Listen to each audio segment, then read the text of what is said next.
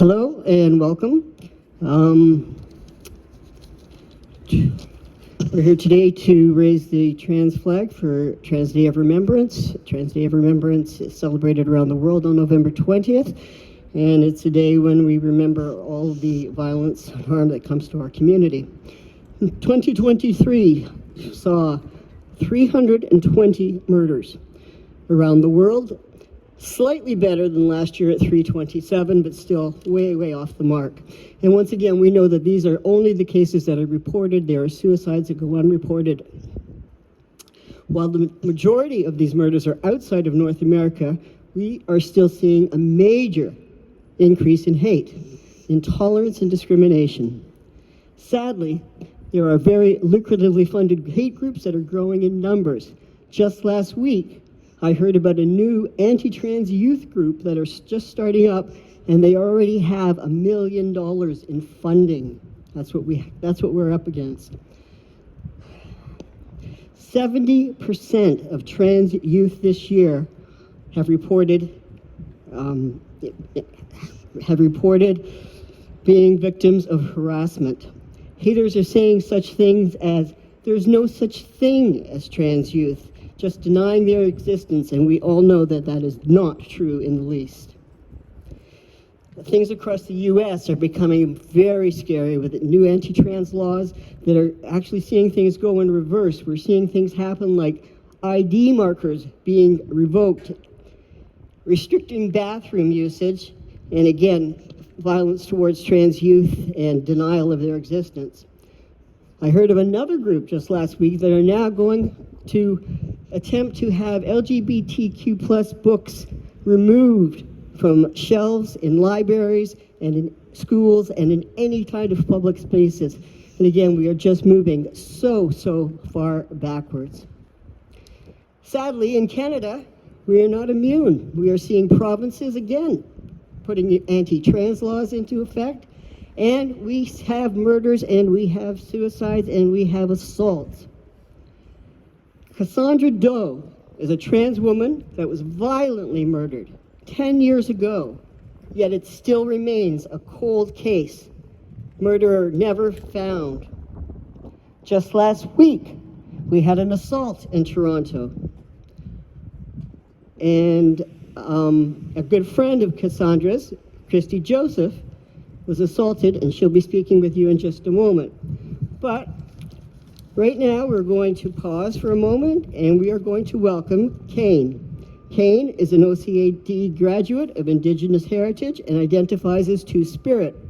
Canne is a fantastic artist. Canne's work has been showcased in various locations across Canada, including major venues such as City Hall and the Rogers Centre, and Canne has also been featured in various major publications. So with land acknowledgements, can we please welcome Canne?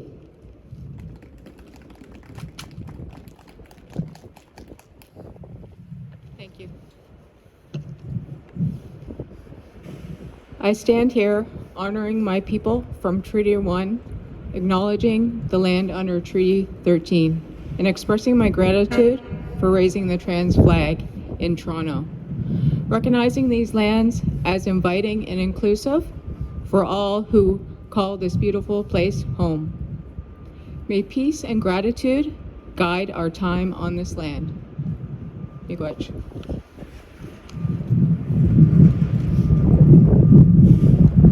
Thank you, Canne. Okay, so back to what I was saying. So just last week, we had a murder in God forbid, we had an assault in downtown Toronto. A good friend of Cassandra's, Christy Joseph. Christy is a community worker and a very good and kind citizen. Concerned about some girls that were being harassed at Yonge and Wellesley, Christy stopped to see if everything was okay, and horrifically, it ended up with Christy being assaulted by 3 youth. Thankfully, she's here to speak with us today. Would you all please welcome Christy Joseph.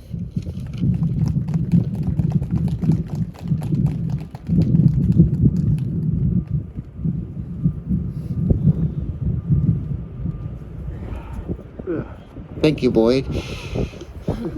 Thank you for all the work you do to help the trans community, which I'm a member of. And today, obviously, you all know,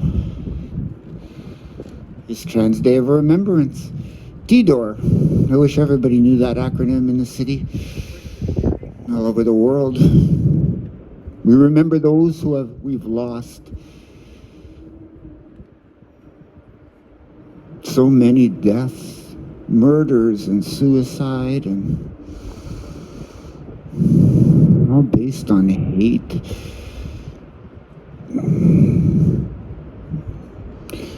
Boyd mentioned that I was beat up last week. That's true.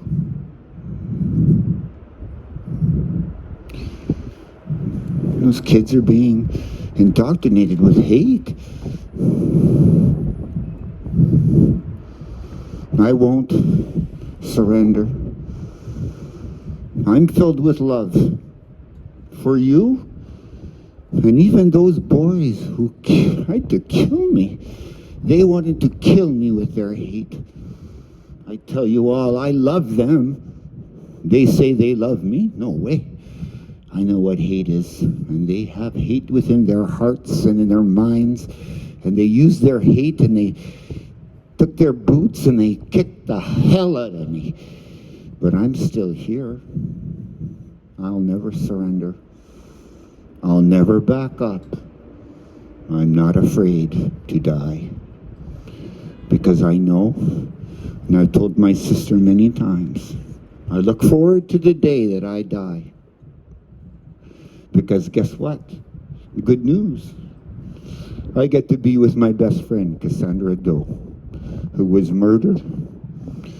A woman of trans experience was murdered 20 years ago. My best friend. Strangled to death. And the murderer was never caught. So I know all about remembering those we've lost, because I've lost plenty. And maybe all of you have lost someone too in your life. We have to remember those we've lost, those we've loved. And we will not surrender. I will not surrender to those who hate me and want to kill me, and want to hurt me. Love will conquer hate. Love does conquer hate. I conquer hate. So I thank you all for coming. Thank you for this opportunity to speak with you. Let's hope that number gets a bit lower next year, right?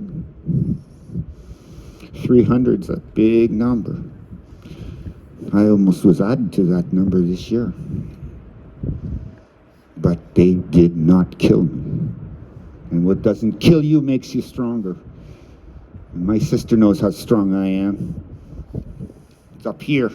They may kill my body, but they can't kill what's up here in my mind. No one's stronger up here than me. Up here, in the knowledge of what to do, in the struggle and the hatred and all those who hate us. I know what to do. You just have to fight back with love and talking and saying to children, love those who are different. We have to love. We have to teach our children to love those who are different, because we're all different.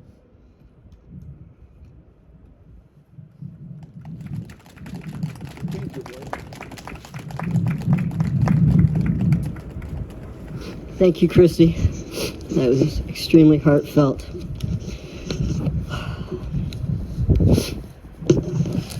Okay, once again, with the difficulties that we face this year, we are seeing 70% of youth saying that they have now been victims of discrimination. Horrifically, we are also seeing a 50% suicide rate in that same category. This year's numbers show that 77% of the trans people reported were between the ages of 19 and 40, with the very highest in that percentage being 19 to 24.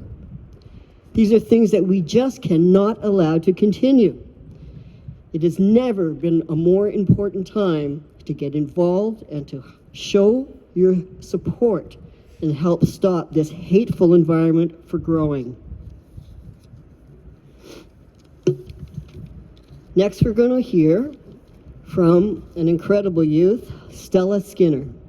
Stella is a 15-year-old honor student and activist. They are the youngest person to receive an Inspire Award for their efforts in making schools a safer place, making the world a safer place. Stella is the subject of award-winning documentaries, plays, university gender curriculum. She was the poster child in the successful band conversion therapy campaign spearheaded by former MPP Sherry DeNova. And she has been at every flag raising since we started them in 2014. Please welcome Stella Skinner.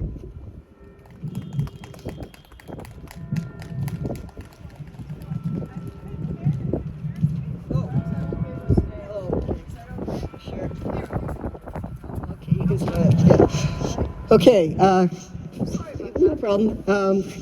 We're going to have Mayor Chow speak with us first, so please welcome Mayor Chow. Thank you, Boyd. Thank you for allowing me to say a few words. Don't go too far. Christy, thank you for your bravery, your core message that love conquer hate. I wish every resident of Toronto, every young person hear that truth, hear that wisdom, and hear what you have to say. Yes, it is all here. It is all about courage and love. And thank you for showing the way. Yes, today is a Trans Day of Remembrance, a day to mourn Two-Spirit trans and non-binary community members who have lost their lives as a result of transphobia is systemic violence. We're going to raise the flag soon. It is hosted by Toronto Trans Alliance. Thank you, Boyd, for your leadership and everything you do to support the community. And later today at 5:19 is also hosting its annual gathering honoring Trans Day of Remembrance tonight at 6:30. It'll be inside, right? I think it'll be warmer, I hope. And today is a poignant reminder that despite progress we've made in recognizing and respecting diverse gender identities, the transgender community continue to face staggering levels of discrimination and violence. We're hearing it. And there's an escalation of anti-trans rhetoric, organizing, and violence happening in North America, and even right here in Toronto, as you have described. That's not acceptable. Each person we remember here today represents a life cut short, a life extinguished, a soul distinguished by hatred and prejudice. And here in Toronto, we have no place for hate, because you know what it is? We need to remain hopeful and be courageous, and do remind ourselves that love conquers all, and that hate is what contributes to violence and tragedies. Instead, what you folks have been doing, that we are doing together, is with authenticity, unwavering determination. I heard it from all of your voice. It takes determination to stand here and be cold, but to be warm in our heart, to say that we are determined to conquer all. Conquer the fear. Conquer it through, as you said, love. Today is not just a day of mourning, but a call to action. Action. By working together, we can create a city that is safe, that is caring, that is affordable, that every one of you and every member of the trans community feel they belong. It's time for us to have a collective empathy and understand the power of empathy. And by fostering inclusivity in schools, workplace, communities, and by listening to young people we can do it together. I've always stood together with 2S LGBTQ plus communities. I'm your allies. I will continue to play a crucial role in amplifying your voice and challenging discriminatory practice, fostering a culture of acceptance, and again, hate is not welcome here. So let's do this together by raising the flag later on. We are denouncing all form of discrimination and hate, and I want to encourage all of you, show your support. My door is open. Continue to tell me as your mayor and your community what I and all of City Council can continue to do to support you. Now back to Boyd, and let me give let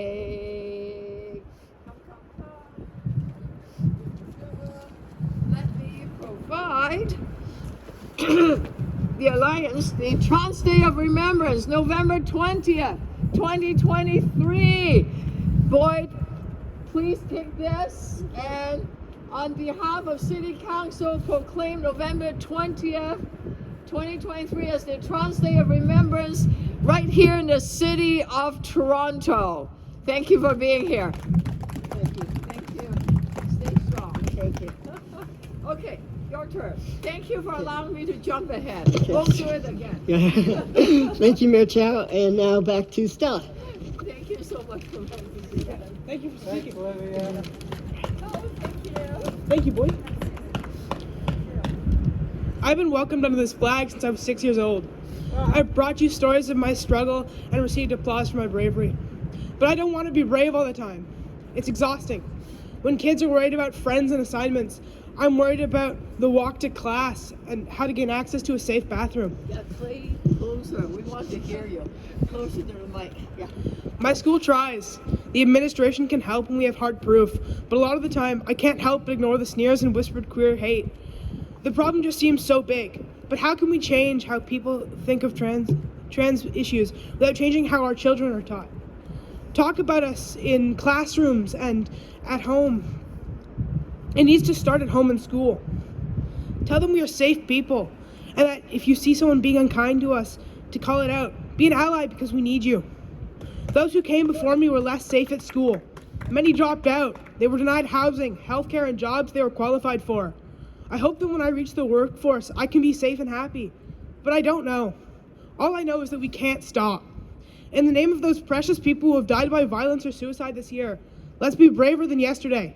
Thank you.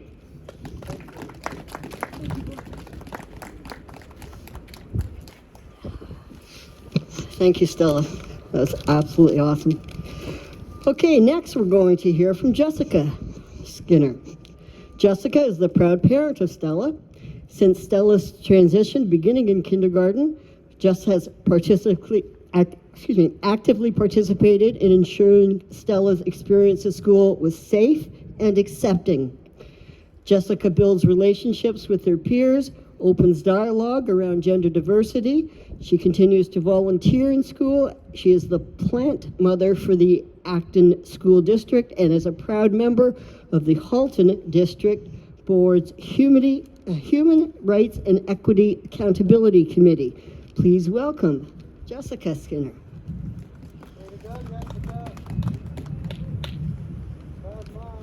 Hey everybody. When my friend Annie suggested Stella could be trans, I was baffled. I fell down a Google hole that told a story of terrifying adversity. But those who predate Stella all had a common voice. Support your kid where they lead you, and maybe they'll live. But I wanted Stella to thrive. So since then, I've made it my personal mission to advance school curriculum around gender identity so that every child could understand themselves and others without shame or danger. I feel called to declare my gratitude to those who spend their lives easing the suffering of future gender diverse children. People like Susan Gapka, Boyd Kodak, Antoine El Hashem, and Sherry DeNovo. Thanks to them, laws have changed and diverse people are not just mourned, but celebrated. So much good trouble has given a brighter future for kids like mine, but something new is brewing. There are organizations coming out against teaching gender identity in schools.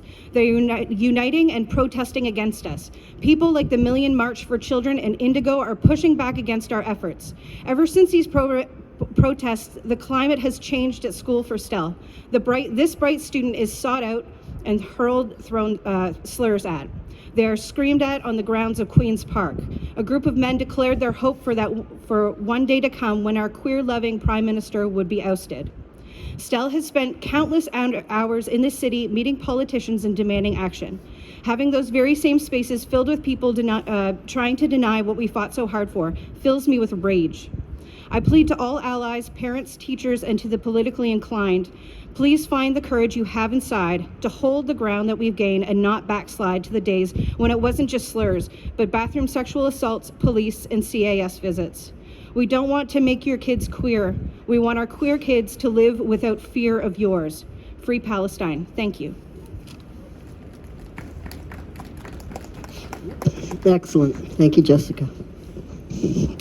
As we all know, a large portion of the violence is directed towards trans people of color.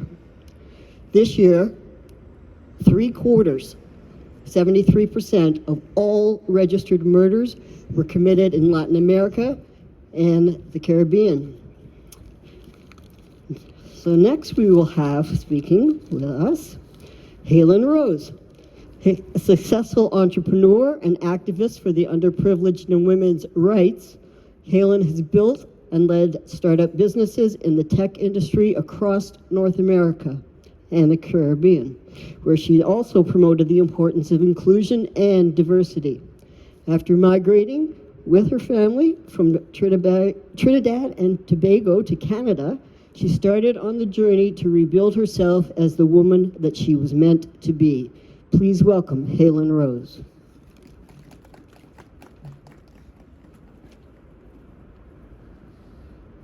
I am really tall. Hello. So, okay, first off, it's really cold. Didn't expect it to be this cold. I promise you I'm really good at public speaking. This is just not nervousness, this is cold. So I'm very honored to be here today. This is the first flag raising that I'm here at. I only came to Canada back in 2019, just before, COVID. So thank you for organizing and coordinating all this and having me here. I've been asked to talk a little bit about my experience with transphobia as a person of color, as well as immigrating to Canada. And it's an ongoing, not so positive experience.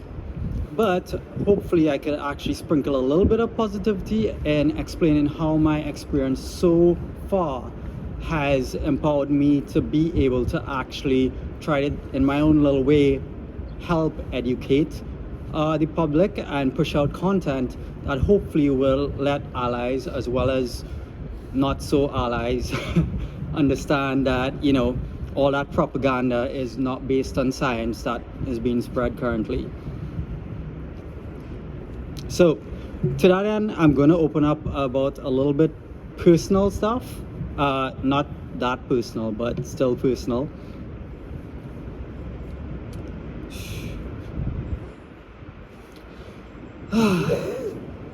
So my hope is, and one of the things that I've always been, even before transitioning, a big proponent of, is the idea of scientific data used to help humans be able to exercise our natural empathy for each other. While the expectation and empathy is a quality of mainly humans, as animals in this world, we tend not to be that empathetic unless we actually have data points to. So back growing up in Trinidad, I am really old, by the way. I might not look it. So there's going to be a lot of summarizing. Some of these things back when I was growing up in the 80s would have been quite different. The idea of coming out as transgender or even gay or lesbian was completely unheard of. One, the main reason for that is education. Back in Trinidadian society back then, it was preposterous to think that there was anything but male, female, and it was connected to your genitalia. As well as your sexuality couldn't really be anything other than straight. So, and then as I grew up, when I was 5 years old, I was very much aware that something was different to me. I didn't have the words to actually describe what it was, because there was just there's nothing that, or no one that educated myself, my parents, about that. I remember being bullied verbally, physically, by both my peers and my family, to walk correctly, stay away from my sister's clothes and dollies, and act more like a boy. And stop crying so much. Really, stop crying so much. So at the age of 10, I had constructed this figment of my own imagination, but it was based on, shaped by societal expectations at that time. I endeavored to become that figment of my imagination in my daily life. I felt like if I did anything different, the threat of death was real. I've seen people beaten up just for being slightly girly at taxi stands and that sort of stuff. So I embarked on being extremely good at becoming that figment, which I did. And little did I know, actually, my motivation for that was I wanted a cure to how I felt inside. And within the information available to me at that time in that society, the only way I could think of a cure is conforming to this idea and societal expectations. Little did I know I had set myself up for 35 plus years of trauma, self-hate, and innate inability to describe that pain inside to anyone around me. It is actually a feeling that I would not wish on my worst enemy. So fast forward teenage life and early 20s, I often made jokes with the guys. I don't really exist. I'm just my imagination. Little did they know that that is actually how I felt, and the darkness inside of me. Oh, I use humor as a sense of protection. But I wasn't a person. I was an idea. All my successes after felt so empty. No matter how many challenges I looked towards, how many businesses I got involved with, how successful I became, how many people cheered for me, how many people told you you were awesome. Inside, it just didn't feel like anything, because I wasn't me. The person that they were talking about was a 24/7 act, and that's all I was.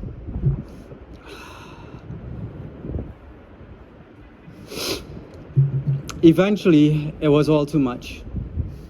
I was contemplating suicide daily. I had everything that anybody could wish for: money, business, status, family, cars. But I couldn't reach the point of actually getting to suicide. Why? I had three lovely kids, three beautiful boys.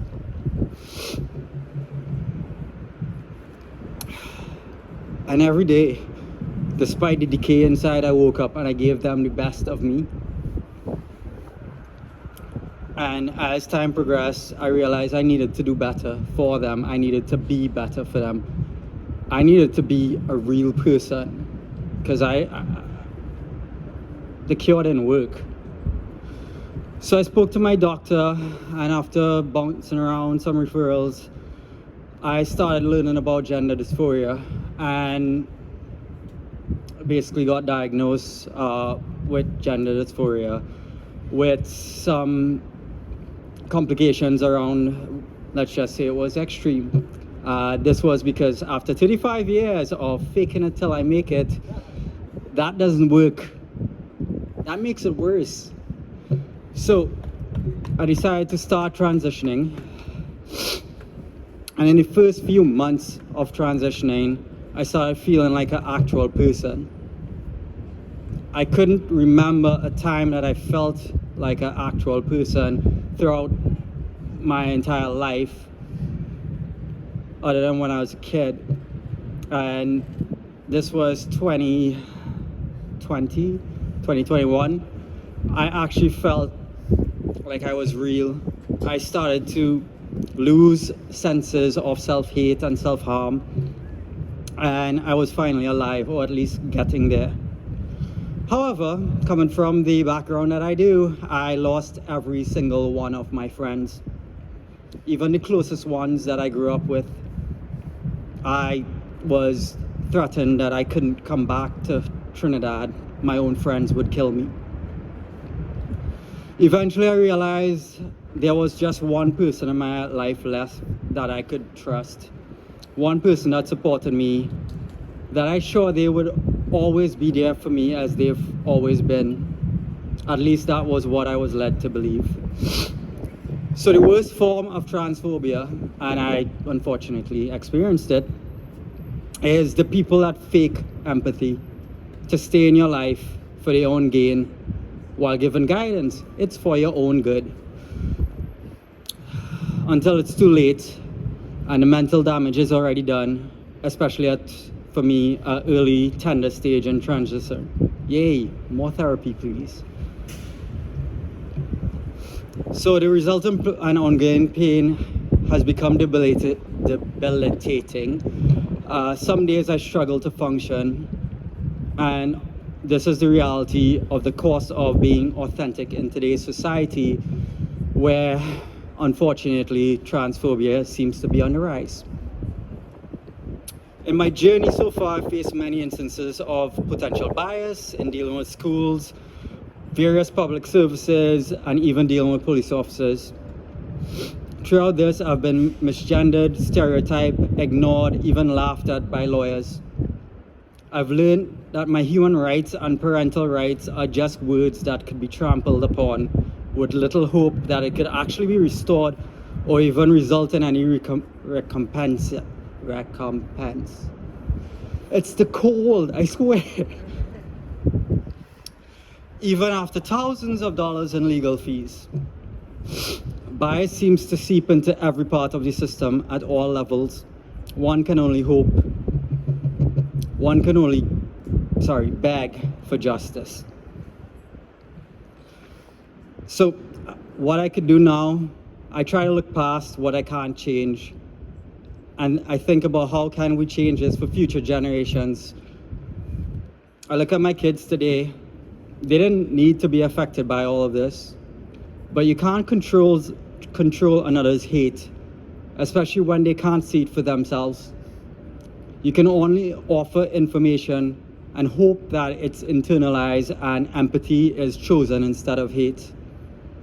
I'm happy that my kids are young enough to easily embrace empathy despite other factors at play. So, throughout this experience, I've reached a point this year where I started to use my research, my scientific mind, my logical capabilities to actually put together content that is about validating transgenderism. I did not invent that word. It's an actual word. So I've been putting together content, articles, pushing through social media, looking for opportunities to help spread awareness in a loving way. My hope is to replace misinformation with truth and facts so we can dispel hate and foster empathy instead. If you're interested in some of that content, you can check out haylen.medium.com. You could ask me after. I will be posting it on the Trans Alliance group as well. Or feel free to connect with me after, or anyway, I will be happy to share some of that content. I've realized that even a lot of trans folks themselves don't know how valid they actually are, and that the science supports our existence, history supports our existence, multiple cultures support our existence, So, thank you all. I hope this was helpful. And yeah.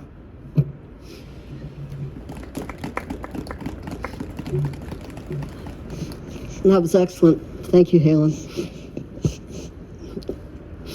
Okay, I just wanted to talk just for a second too about the fact that yes, we see deaths, we see assaults and suicides, but transphobia is so systemic in so many ways, in so many places. 47% of trans people in Toronto, in Canada, cannot get the medical care that they require, and I can attest to that myself. I have had faced so much discrimination in the last 3 years trying to get the medical help I've needed. I even overheard a doctor say, "I'm not going to even bother trying to help that guy." So, I also did want to mention that the flag raising today is also being supported by Trans Pride Toronto and the Toronto Public Service Pride Network. And now we're going to hear from Barb Besharat. Barb? Barb Besharat, they, them, has worked alongside trans folks in Toronto for many years, working towards trans liberation. Now at the City of Toronto, Barb is co-chair of the Toronto Public Service Pride Network, where they work to foster a more trans-inclusive city and city services.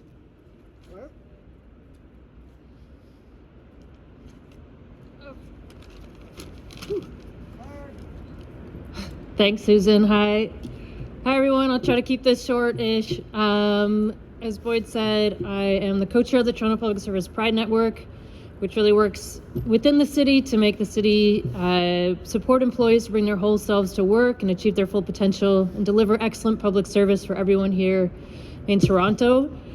I'm not going to get as personal into what I'm going to speak about. I really appreciate the speakers before sharing so much and being so vulnerable. That's not one of my strong suits. But I really appreciate you all bringing yourselves here. So, November 20th this year marks the 24th annual Trans Day of Remembrance. For me, it's a really thoughtful day, a really thought-provoking day. I remember last year it was on a Sunday and it was cold and snowy and windy. And it was also the 1-year anniversary of the mass shooting at Club Q in Colorado Springs. So I remember waking up that morning of TDOR, because that shooting happened on the eve of TDOR. I remember waking up that morning and hearing the news and reading about it, and then starting to make my way here to the flag raising. That was a hard day. I remember waking up on Sunday morning in 2016 to the news of the Pulse nightclub massacre and having to reckon with another assault on our communities. That morning I was on my way to run a weekly drop-in for 2S LGBTQ folks and needing to figure out how to share the news and hold space for grief.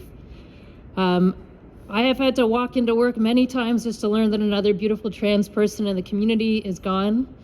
I've received phone calls, I've received emails letting me know that coworkers and friends are gone. And this is what our communities know, unfortunately. We know grief, we know mourning, and we know how to hold space for each other. We know it so well because we've had to do this again and again and again. And often we come together to celebrate and remember folks whose memories might otherwise fade away. And for me, that's what TDOR is all about. So for those who don't know, TDOR was started in the United States by Gwen Ann Smith and other trans community members in response to the 1998 murder of Rita Hester, who was a Black trans woman whose murder obviously has not been solved. And who otherwise would have been forgotten by history, but instead her death created this legacy. For some, TDOR is a day to mourn the dead and fight like hell for the living, as Mother Jones said. For others, it's a day to reflect on the way two-spirit, trans, and non-binary communities are subjected to institutional violence. And we must always recognize that trans women of color, like Rita Hester, experience the highest levels of violence. As Boyd had mentioned, they're the predominant group on the list each year. Mourning and remembering those who have passed, many believe can't just focus on those who have been murdered through explicit violence. Instead, TDOR is a day to remember all of those in the community who we lost to murder, suicide, and substance use. And each year, I like to take this time to remember my former coworkers and City of Toronto staff, Kyle Scanlon, Nicole Kaysen, and Sasha Hashi, as well as one of my placement students, Kat China, who are all fierce advocates of the trans community in Toronto and would agree that TDOR is also an opportunity for us to reflect on larger social issues. As everybody has mentioned, now more than ever, trans communities in Canada, North America, and the world are facing an unprecedented wave of hate that is attacking our access to healthcare, trying to erase us from school curriculum, disrupting story time at libraries, and trying to take away from children and young people their right to gender expression. So to paraphrase Laverne Cox, we have never been interested in being invisible or being erased. And so I'm happy to see the folks who braved the cold here today, but also the many who are here in spirit and the huge number of folks I think who will be showing up for the 519 tonight and around Toronto as we continue to fight together year after year. So thanks for having me, Boyd. Thanks, Barb. That was excellent. Okay, can we have all the speakers come gather around the flagpole?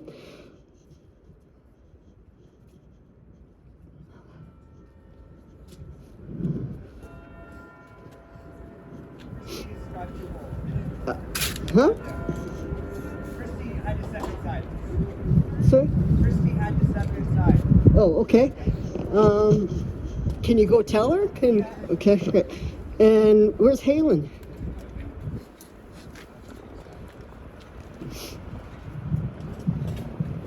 Okay, while Rob's going to see who he can find, we're going to also take a moment of silence. So let's do that right now then.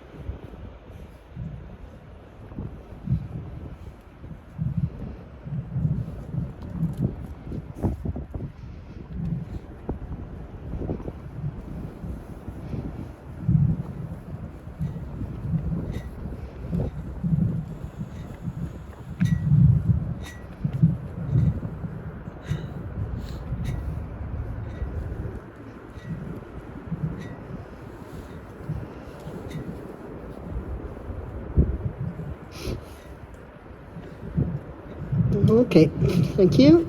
So now let's raise the flag.